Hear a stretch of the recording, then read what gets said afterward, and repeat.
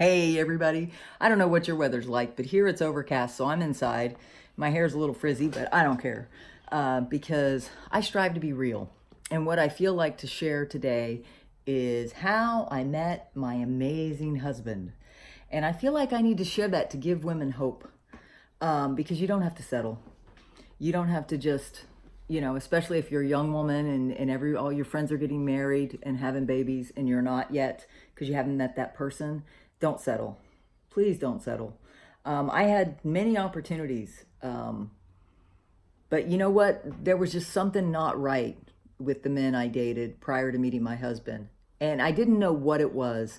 So what I did is I sat down and really thought about what I wanted. I was 34 when I met my husband. So, and I'll never forget it because it was a day that wasn't going right. I had wanted to go on vacation with a girlfriend. We were going to go to Tibet. Yeah, I wasn't Christian then. God always has a plan. And I was, so my plans canceled for that holiday season during Christmas and New Year's because my parents had died 20, years before. So I wasn't, I had nowhere to go. And so when my friend wanted to go on vacation, she was one of my last single friends left. We were the same age, 34. And so we had planned this trip to Tibet. I was studying meditation. I was doing a yoga practice. I was doing everything, everything, all the new age stuff. So what happened is she canceled at the last minute, seemingly the last minute, a couple weeks before Christmas.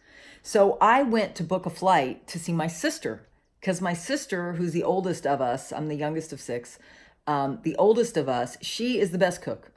And she also has had the best, it was like staying at a bed and breakfast. I mean, I had Christmases with my brother and his wife, and then I've had Christmases with her, and there was a vast difference.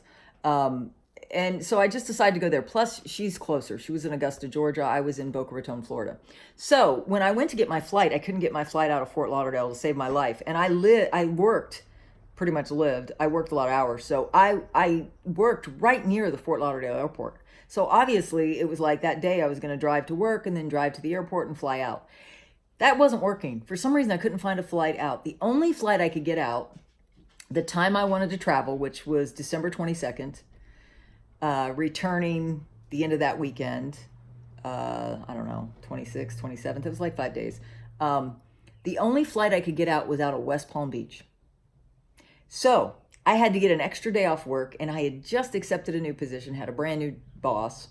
And so I had to ask her for an extra day of vacation so that I could fly out of West Palm Beach because West Palm Beach Airport was like 2 hours from where I was working. So I had to get an extra day off, and so that was the only flight I could get out at that time that day. So, like I said, nothing was working. But I get there. I've always had a good attitude. If you watch my videos, I'm a master of happiness. I always have been. I've always been happy. That's part of the key to my success because people like to work with happy people. Bottom line, if you're not happy, it will increase your marketability if you're happy instead of complaining about everything that's wrong. Everybody has problems. I had problems then. I actually didn't like my job. But I always looked for opportunities. And I just accepted a lateral move. I turned down a CFO position and I went over to client services. So, because I'm a people person, so I figured client services might be a better fit for me because I'd done the financial thing for so many years and it never fit.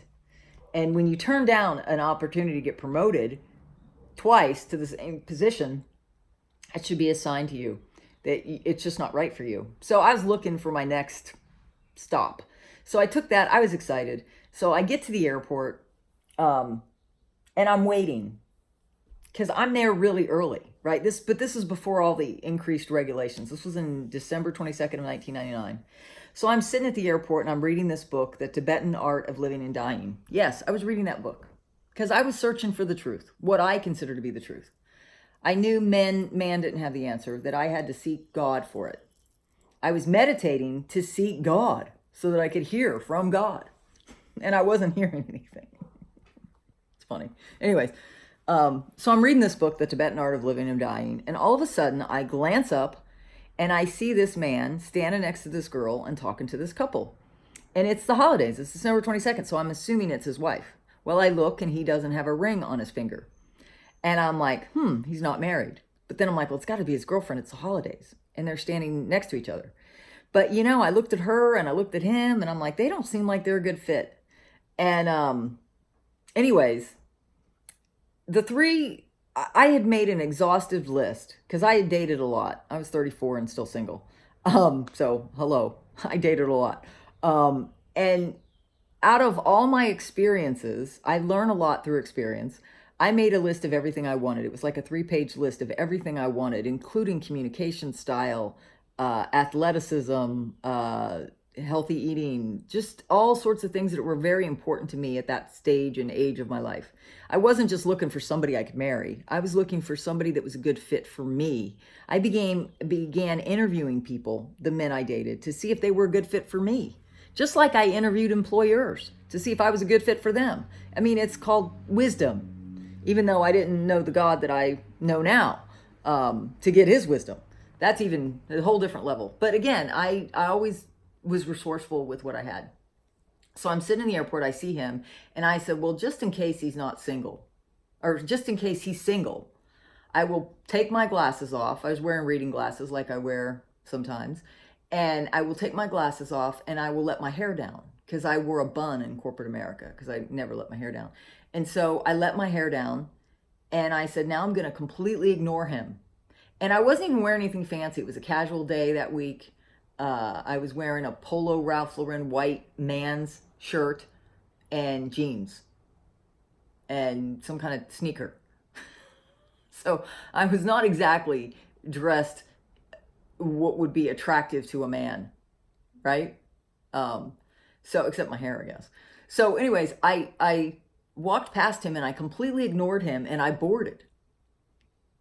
I boarded the flight. And all along thinking, okay, first of all, I ignored him when I walked. I had to walk right past him to board and I completely ignored him. And then I'm sitting at my seat and I was way in the back and I'd even asked to be switched to an exit row and they wouldn't switch me. And usually if I asked nicely, they usually switch me. But they wouldn't switch me because it was a full flight. You can imagine, December 22nd. So I board and I'm in the very back row. Like there's literally, I think it was a configuration of 3, 4, 3.